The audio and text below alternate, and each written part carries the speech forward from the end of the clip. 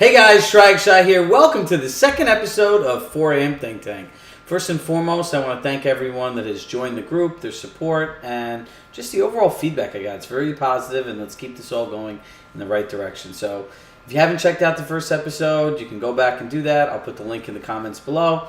And now we're on to the second episode. Let's talk about morning routine. So getting up and getting after it. What is it really all about? Someone just posted in the group the question, how do you get up so early? That's the name 4 a.m. Think Tank. So I figure I want to kind of take you through this about some of my own personal views, the things that work in my life, tell you a little bit about some science that will help you in this process, and just kind of give you a step-by-step of exactly what I think people should do, which will make their mornings just overall better, So really the main question is why the heck would you want to get up earlier in the morning? Number one, I believe it's like anything. You want to program yourself for success. So from the first thought when you get up in the morning to every specific action you take has a macro effect on your whole entire day. It's from the littlest things, I always ask people, what positive comes out of negative thoughts? So when your alarm clock goes off in the morning, if you wake up and you're like, God, here's another day, or oh my God, I want to sleep longer. What is that really telling yourself? You're not even excited to get up? For God's sakes, you're alive, you're full of energy, you're healthy. There are things in your life to be grateful for. So let's just always keep that in perspective. So first thing let's talk about wanting to do this is how's it possible, right? How do you wake up early every day, or earlier for most people, right? It's right after New Year's, you had your resolution, it's been a couple weeks, right? Might now be a good time to kind of check your goal and see where you are. So the first thing is really why. The first reason I started waking up early because share a very personal story with you is when my brother was getting married, I was his best man, and at that point, pretty low point in my life. I wouldn't even say I was fat, I was obese. And when your younger brother tells you that you need to lose weight, ouch. You don't want to represent the family looking like this, he said. So called my buddy up and I asked him, I said, Justin, really need you to help me. Big guy, used to play college football, and his answer was, sure, Shrag, who do you want me to twist up? And I just laughed and I said to him, no, I need help working out. I had this story in my head too. I got hurt in a car accident, and I went from exercising and doing CrossFit and running 6 days out of the week to not being able to do anything. I threw myself one hell of a pity party, and I went from probably 155 to 165 up to 195, 197. And I had this fear that my back was always going to get hurt again. And I had lived this story for years, on and off and on and off. So he said to me, be at the gym at 4 o'clock in the morning. He hung up the phone. We got disconnected. He says, no, I'll be there tomorrow and then we could talk about it. So I woke up and I met him there and thus started the 4 a.m. workouts. But really it comes down to why. And today when I do it, the reason is my family. I work long hours, and allowing at 4 o'clock in the morning allows me to program myself to be the best me I could be to support everyone else around me. And I get 1 hour with my precious family and my 2 little kids every morning. So by the time I get home, it's around 7:15. I'm ready dressed for work and everything else. And between 7:15 and 8:15, that's my time with them. And that's sometimes the only time I see them in the day. So I could either go later and not see them or go. So the first thing is why. So let's go through some real specifics. Look, a routine starts the night before. You have to be prepared. So number one is be prepared the night before. Again, I'll use myself as an example. I know I'm going to the gym. I know I want to get ready for work. So when I come home and I get out of there, I'm prepared for the day. So what do? I pack my gym bag. That's my clothes and everything I need. My gym, Lifetime Fitness, I think it's the best gym in the world. They have full-size lockers. I bring my clothes. I shower. I get ready. So I have to pack all my clothes. So I have to bring all my clothes down. I have to pack my gym bag. I have to get everything ready. I have a protein shake after, so I got to fill up my protein shake and make sure I put it in there. And it's funny, I've tracked this because if I don't do this the night before, I lose at least 10 or 15 minutes every morning just kind of going here and going there. Because look, the reality is when you wake up and the alarm goes off, you're not like, whoo, you're not so sharp and alert. So it's very important to be prepared. I take the stuff as long as it's not in the winter and I go bring it outside. So my clothes, my gym bag, everything's done. Literally all I have to do is get up. So it's really important to do that. And powering down is also important. Guys, give up the electronics before bed. Studies say that over 90% of people have a phone within arm's length of them 24 hours a day. That's just freaking crazy. Like, it's like we're drug addicts for our cell phones. Like, just let it go, have a better relationship with your phone. That blue screen's also not good for your brain and powering down. Try to power down, try to disconnect so you can go to bed, right? So the next thing is have your alarm set to whatever time you want to wake up. Now, keep this in mind. For everyone out there that's trying to wake up earlier, if you wake up at 9 o'clock now and you say you want to wake up at 5:30 in the morning, for most people it's a very unlikely goal and you're going to set yourself up for failure. It shows if you do it every 2 weeks, 15, 20-minute increments here and there, and just a slow gain over time. Use the law of compound effect. Compound those earlier mornings slowly. Now, if you want to be crazy and you are one of the people like me that has a hard time going to sleep at night, look, if you wake up early and you set that alarm clock and you don't go to bed and you bust your ass in that gym, I promise you, you will go to sleep like a baby. When I started the 4 a.m. workouts, I'd want to fall asleep before my kids. I'd go to put my kids to bed and I'd fall asleep before them. I was falling asleep at that point at 7, 7:15, 7:30. I physically could not stay awake. So if you just kind of want that to get going, that's kind of it. So look, set your alarm, figure out what time it is.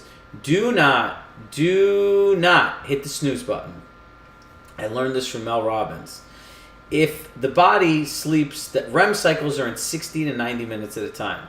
So when you hit the snooze button, and have you ever seen those people, it might be you watching this video, that has like that list of alarms like this, like get up, okay, now make pretend to get up, now really have to get up, okay, now I'm just really seriously maybe gonna get up now, and they have like 5 alarms. Listen, you're gonna wake up more tired than you were before you hit the snooze button. If you're gonna hit the snooze button, go to sleep for 60 to 90 minutes so your body can go through a full sleep cycle.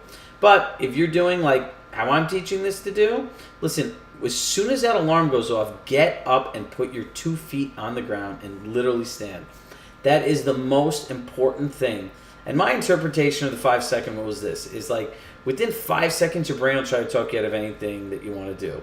According to Mel Robbins, you should say 5, 4, 3, 2, 1, and whatever you do, you just got to get in action. She says you make decisions 5 seconds at a time. Be courageous. So look, get out of your bed. Now, I suggest you drink anywhere from 12 to 20 ounces of water, because most of the time when you're dehydrated, you're tired because you're dehydrated. Now you've got out of bed, you've drank your water, what do you do next? Look, if you need like energy, like I mean real energy, and you really need to zap your brain into action, set up your phone or whatever it is to listen to music or positive audio that really gets you going, Everyone has like that one feel-good song. Make a playlist of your feel-good songs. Remember, we don't want to wake up and be like, oh my God, not another day. Those are affirmations you're telling yourself. So your subconscious brain can't tell the difference between a positive thought and a negative thought. So if you think, oh, what a horrible day, what do you think your brain is going to be trying to create for you? Not a great day, a horrible day. Remember that one. So look, put that positive audio on. Drink the water, go brush your teeth, and now you're in action. Remember, the number one thing you want to do in the morning is program your brain the way you want it to think and what you want it to believe. The whole point of the morning routine is to feel good. Then exercise, Exercise. Go and move. I don't care if there's an app called Aptiva, which does short 10-minute workouts. It requires no weights. You can go to the gym, you can walk, you can do jumping jacks, you can do push-ups. And the only reason not to exercise is just flat out, if you don't have any kind of physical restrictions, is you're just lazy. 10 to 15 minutes of just moving around. Listen to positive audio. Read. And do not get on Facebook, Instagram, and your email. Your email is an organized system for other people's agenda. Facebook is what everybody else is doing. Instagram is what everybody else is doing. They're talking about them. The morning routine is about you. It is the time that you need to be selfish for yourself, where you need to feel good, get those endorphins going, and start moving, because if you put a little bit of even a food in your body, your metabolism will just start going. So go faster throughout the day so you'll burn more calories. And ultimately, just looking at these notes I have here, stay off of social media, I like to do check-in posts, and I like to share whatever motivational thought I'm thinking that day, but that's it. I don't scroll through my news feed or anything. Look, man, a lot of us have like social media addiction. We're addicted to looking at what other people are doing. And again, that's putting the focus on other people and not you. This is an internal process. and eat a healthy breakfast. If you're going to go and exercise and do all this stuff and then stuff your face with garbage, you're going to feel, I'm a big believer of you are what you eat. I've been fat, I've been skinny, I've been everything in between. So believe me, I tell you, I speak from experience, And remember, when you're driving in your car to the gym, back from the gym, that's a perfect time to listen to an audiobook. Listen to positive audio. And if you listen to, say your ride to the gym is 10 minutes each way, that's 20 minutes a day just going to the gym. 5 days a week, we're assuming you're going, right? That's an hour and 40 minutes a week that you could spend on an audiobook. If you just listen to an audiobook during the gym, every couple months you'd finish a book. So that's just like a little hack, or listen to stuff on YouTube, whatever it is that you want to focus on, it's out there. You don't have to go and find it. Just type it into YouTube or download the book and just feed your brain with the information of who you really want to be. And look, you are literally programming your mind for the entire day. So this is the last thing I want to leave you with, is this. People talk about morning routines and how they can't wake up early. And I always tell people, if I offered you $1 million, $1 million to show up and meet me at the gym every day at 4 o'clock in the morning that I went for an entire year, and I'd give you a duffel bag full of $1 million, would you be there?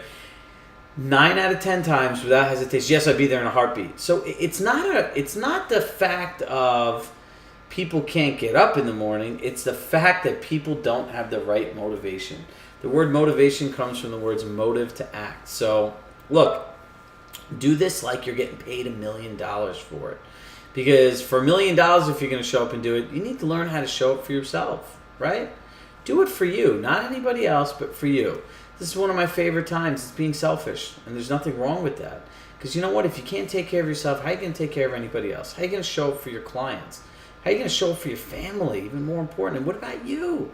What about your body? What about your mind? What about the way you feel? How does it feel like to every day that you're challenged with something that you want to do that you can't do? So look at your habits, look at your actions, look at the things you think about. Just really focus on this. And listen, if you have a challenge and you want someone to talk to this about, please listen. I had people help me, and I'm a big believer in pay it forward. So I'll leave you with this thought. How can I help you? Simple as that. Comment, message, join the group, send me a private message, anything. I would love to hear, great stories of how people turned into morning people and how it was more fulfilling in their life. That's what I'm looking for, to help other people be fulfilled. So listen, guys, Chirag Shah, join our private Facebook group. Again, the link is below, and the same thing for the episode. And we will see you next week, everybody. Happy Monday.